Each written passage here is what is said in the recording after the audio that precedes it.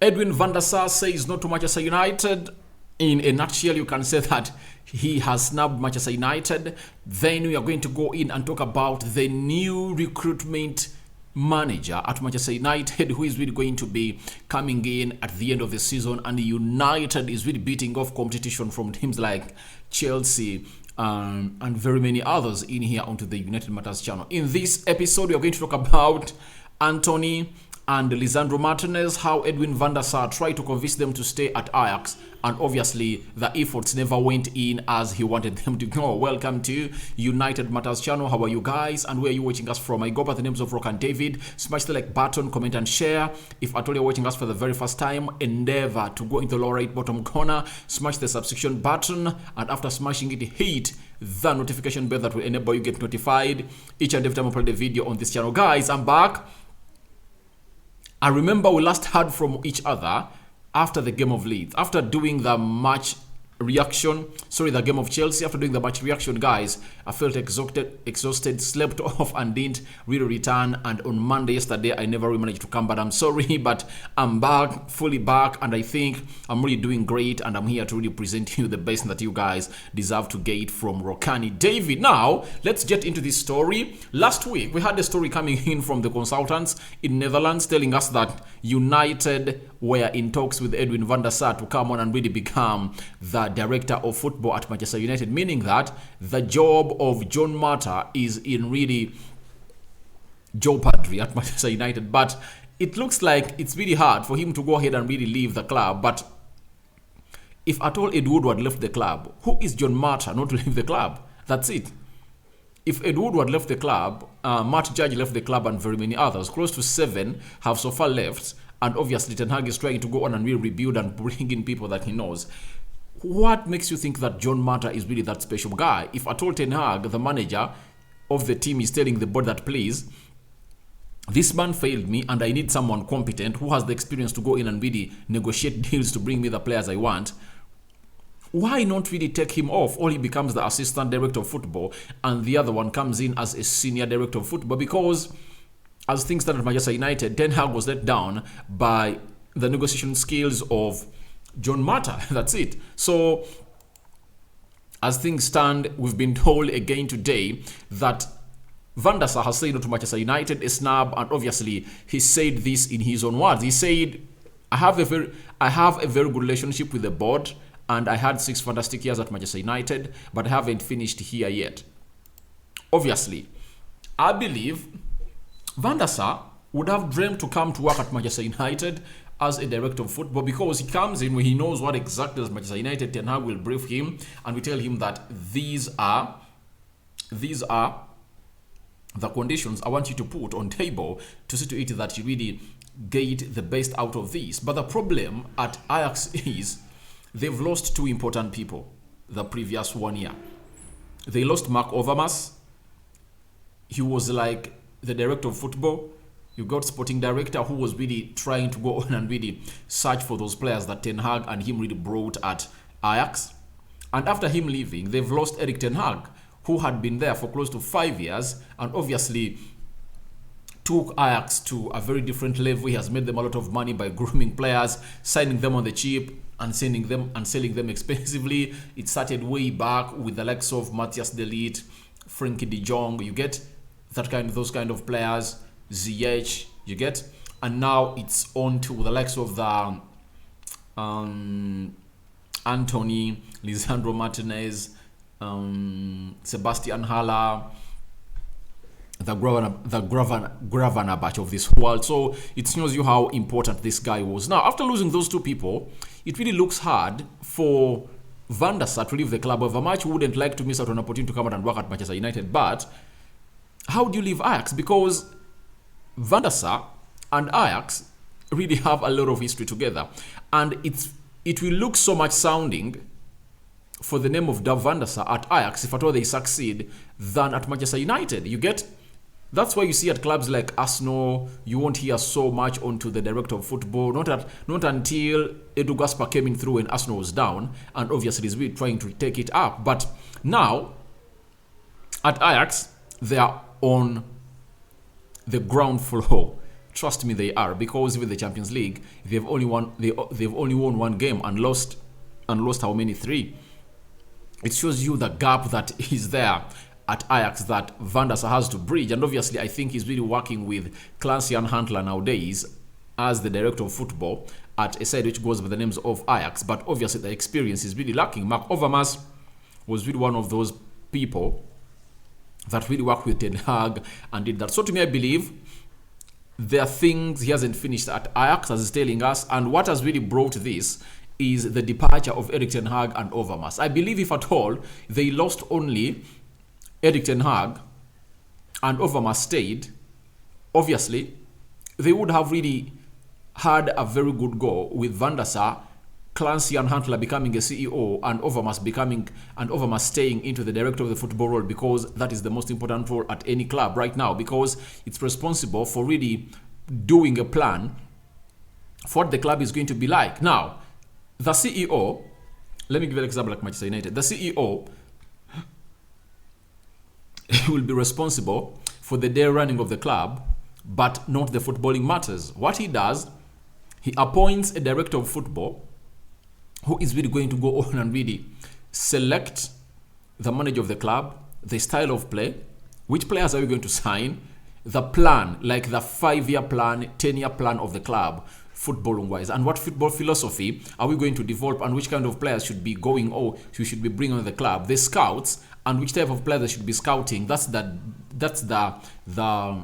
role of the director of football. So that is very easy. If at all you stay with Mark Overmars at Ajax, and then Van der Sar and Ten Hag would have found it easy to leave. But after losing the director of football, Van der Sar needs to go on and really get Ajax from its vulnerability where it is to the levels of really getting back to where Ten Hag left it. So I believe he had a point in him. And secondly, there is another factor people that have always forgotten. When Edwin van der Sar was at Manchester United, he was going to retire, I think, there is a year he was going to retire, and Ferguson told him, I think it was 2009, I think it was 2010, and Ferguson told him, please, add me one more year. But the reason Van der Sar was leaving to go on and retire, it was like he had made a promise to his wife that in 2010 he was going to retire from playing for a team which goes by the names of Manchester United. That's it. So that's how things were. And he says he spent 6 years at Manchester United. Remember, he came in at was it 2004 from Fulham? That's when Sir Alex Ferguson signed him, because we had very different goalkeepers. Fabian Barthez left. Then they brought in, there was Carroll. After Carroll, there came in Tim Howard, who really looked a calamity. And I think after 2020, the season of 2004, United went in and really signed Edwin van der Sar from Fulham in the summer of 2004, and he left in 2010. That's when David De Gea came in through in the season of 2010-2011, and he took over. I think it was 2011, because that season it was Ben Foster who started in goal, but obviously Sir Alex Ferguson had the mantle to go on and bring in a man who goes by the names of who? David De Gea. So he had that other reason of the wife, and I believe he finds it hard to convince his wife to return to England, because the wife likes living in Netherlands alone. So afterwards, he really said this, of course, we tried to pursue him to stay, but Ten Hag is someone who knows what he wants. It was a big chance for him, and he wanted to take it on. So he's telling us about Ten Hag and how they persuaded him to stay at Ajax and say, no, I'm not going to go on and really stay at Ajax. Obviously, not team wouldn't like to lose Erik Ten Hag like Ajax, because he had really laid a very good system that could really help them recruit new players and really sell them off, and obviously compete at high levels of the Champions League. Because I think in his era, they rarely missed out the round of 16, the quarterfinals, you get. So he was always so much great into that side of Ajax, and that is Erik Ten Hag. And obviously Erik Ten Hag is now at Manchester United, and he wanted him to come and join him at Manchester United, but Van der Sar is saying, I'm not yet finished with Ajax. There are lots of things I still have to do with Ajax. Then I come on and read the needful. Now, on Lisandro Martinez and Antony said we were of the option that they should stay for another year. We gave Arsenal a resounding no when they came first for Lisandro. We fought for keep it. So, they wanted to keep Lisandro Martinez and Antony, but obviously, for Arsenal, they resisted. But when Ten Hag came in through and really told Lisandro Martinez, a man who came in from Argentina in 2020, obviously, he said, I cannot betray my manager. For Antony, he made the message that he wants to go on and go where Ten Hag is when Ten Hag said goodbye, because he said, boss, anytime you want me, I'll be available. So that is what really Antony really came out and really said. But Edwin van der Sar also knows it, that they cannot keep players, provided the team comes in through and they put in the money, because Ajax has proven to be a selling club. And I think it's going to be hard for Ajax to change this, because all of the years, Ajax has been grooming in players likes of Zlatan, Suarez, the likes of Mark Overmars, Edgar Davids, very many huge players, Patrick Kluivert of this world, and they've always been like an academy for these other giant teams in Europe. So that's what Ajax is all about. Then, as Antony is concerned, Mark Verwege, he's really one of those sports journalists that I've known for so long and really made his stamp into the news when he broke the story that United have really interviewed Erik ten Hag as far as the job of United was concerned, has come out and told us the following about Antony turning down really decent amount to sign for Manchester United, meaning that Ajax had really made a very huge proposal and they thought that maybe would really throw Antony down and say, Antony, please don't go. But this is what Mark Verwege has told us via the Sports Witness, that Antony was given a bonus that if he stayed for one more season, he would receive several millions. That was a really decent amount. I had 2 to 2.5 million euros. So Ajax tried to go on and really convince Antony to stay, because they thought that maybe he was going to be so much integral in their team, because they thought that losing Antony, Gravenberch, Mazrui, Onana, Sebastian Haller, Lisandro Martinez, is it Tagliafico, was really so much loosening the team. And they thought that maybe you keep Antony and at least he will help you in that attacking forward, because you know he'll go in, get you goals and put you in those assists that you always want to do. But obviously, it never went the way they really wanted. And obviously, they tried to give him 2.5 million euros. And he said no, because he knew that at United, he's going to be earning more. And by the way, even up to now, we don't know how much Antony is earning. Let me check here and see whether it's over internet. But let me see. Antony. Let me see. What is the salary of Antony? You see? So, Antony earns close to 200, he earns close to £200,000 a week. Meaning that the amount of money they're going to give him, he just makes it in 3 months at Manchester United. So there is no way they could really go ahead and really convince him to stay at a side which goes by the names of Ajax, and the guy was so much ready to join Erik ten Hag. Now, after that, we've been told that after him snubbing us, that is Van der Sar, United are close to agreeing a deal with Michael Edwards and are willing to wait until next summer for him to join and head the recruitment team. Man United are confident of beating Chelsea to the appointment of former Liverpool transfer guru Michael Edwards. So, Michael Edwards was really behind that project of Liverpool. And if at all you've seen the project of Liverpool blossom to where it is right now, though right now it looks like it's coming to an end and they need to go ahead and really recruit in some good players to really make it back to where it was, you can't go out and really underestimate his job. His job was immense, because he made Jurgen Klopp and really gave him the best that he really wanted in this game of football as far as recruitment was concerned. And this transfer guru, United is close to really bring him to Manchester United. Then we are told the Premier League giants have made up their minds that Edwards is the right man to oversee their transfer business after so many expensive mistakes in the past, and have submitted that and submitted what is believed to be a hugely attractive offer to him. Obviously, if there is a club that should pay a lot to a person who should see over our transfers, it's Manchester United, because the amount of money we spent on Lisandro Martinez, Casemiro, and Antony, we would have saved close to 100 million pounds. You get? Because I believe at 45 million pounds, we would have gotten Lisandro Martinez, or 40 million pounds. At 50 million pounds, we would have gotten a player who goes by the names of Antony. And at 40, we would have gotten a player who goes by the names of Casemiro. And that would have been close to 120 million pounds. But guess what? How much did we spend on those two people? Close to 200 million pounds, meaning that we would have saved close to 70 million pounds for Manchester United. And even, what does that show you? That our scouting scope was really narrow. If it was really broad, you would have gone in and really brought in good players. You get, if they say that Antony is 50 million pounds, you might be having other players who can come in and do the Antony job at your club. You get, if they say Lisandro Martinez was 50 million pounds, you would have said, no, we have another player who can really play like Antony. Sorry, like Lisandro Martinez. If they told us that Casemiro is 70 million pounds, no. We would have been told that, oh, we could get another player who plays like him. So, who does all that?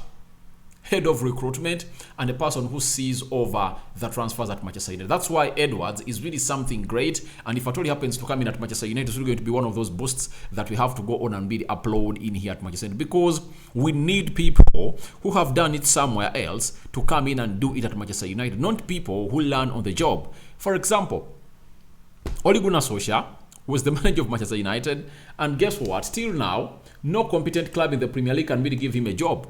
You get? The last time we had him coming back on the touchline, he was coaching the under-14 team where his son was playing. So it shows you how bad we were. Look, Michael Carrick, his other assistant at Manchester United, no Premier League club could offer him a job. He's going to Middlesbrough. You get? So if Michael Carrick was coaching Everton, that's okay for Everton, because Everton going in and bringing in a manager from the Championship, it's okay. But for Manchester United to be having an assistant manager who can be as good as getting a job in the Championship, then it shows you how poor we are at recruitment, meaning that we should get in players who are really, should get in managers and really people who know what the game of football is, especially at the top level. Look at McKenna. He was also another assistant for Michael Carrick. He's now at Ipswich. So being at Manchester United would have been one of those jobs that puts you in the spotlight for other teams to really say, oh, he's been a very good manager. But Ole Gunnar Solskjaer having been at Manchester United and having gotten very many good results and some bad results that really saw him out, no one can believe in him to go on and really coach his team. So it shows you how poor we are at recruitment. Ralph Ragnick came in through, he recommended Paul Mitchell to the club, and the club said, no, we don't want Paul Mitchell. So it shows you that there are aspects that we need to get better at if you are to go on and really do this game of football and really get ourselves to the levels of what we want in this game of football. So guys, I don't know what you think about Edwin van der Sar snapping Manchester United, then Edwards being one of those people that United is looking at to go on and really take on a team which goes by the names of Manchester United as far as recruitment is concerned. And he has been formerly at Liverpool, and he has been one of those that has seen that project at Liverpool really prevail. And I believe if we get in more people like this, then the likes of John Motaf Power will go on and really get trimmed. You get? Their wings won't spread broad as they always have been, because I believe they don't know more about the game. They are trying to show to you they love Manchester United. They are paid huge wages, but their delivery is not seen, especially on the field of play, because Ten Hag came in here in April and was confirmed the permanent manager of Manchester United. He came out as soon as, I think it was May. It was 17th May when Ajax played their last game. The next morning he was in London, the office of Manchester United, and really told them, can I have the scouting report you've been having, the players you've been scouting? All the players, they told him that they would be scouting: Richarlison, Declan Rice, Ruben Neves, which other player? Calvin Phillips. All the players. He said, no, I don't want any of those. And he made his list. Darwin Núñez, Frankie de Jong, Antony, Lisandro Martinez, Eriksson. You get this other player who plays as a right back for Netherlands and Inter Milan, Demefree. So that was the shortlist. But on the shortlist of players that really put up, even Malacia was there. They only managed to deliver Malacia, Lisandro Martinez, and Antony. I don't count Casemiro because on part of the plan, and Eriksson, he was a free transfer because anyone can really sign a player on a free transfer. So only 3 players were delivered, and it shows you the incompetency of that, because 3 out of 7, all 8, that is a very bad delivery, not so? So I hope we need to get in this guy who goes by the names of Michael Edwards to come in and really help us in the recruitment. Thank you guys for watching again. Rock and David is my name. Your reactions are welcome in the comment section below. Let's wait and see what we are really going to come in through, because today Cristiano Ronaldo is likely to meet Erik ten Hag. Martial is back, and obviously we just can't wait to see what the club is really going to go on and really let us know about these players. Remember, tomorrow, I think at around lunchtime, Erik ten Hag is going to really conduct his press conference and obviously be here letting you know what he has talked about. I go by the names of Rock and David. Smash the like button, comment and share. I really hand you over to my Lord to protect you abundantly. I'm out. First video of the day. More are yet to come. We are back, and I'm sorry, but guys, I'm really back to present to you and really bring you the news of Manchester United strictly.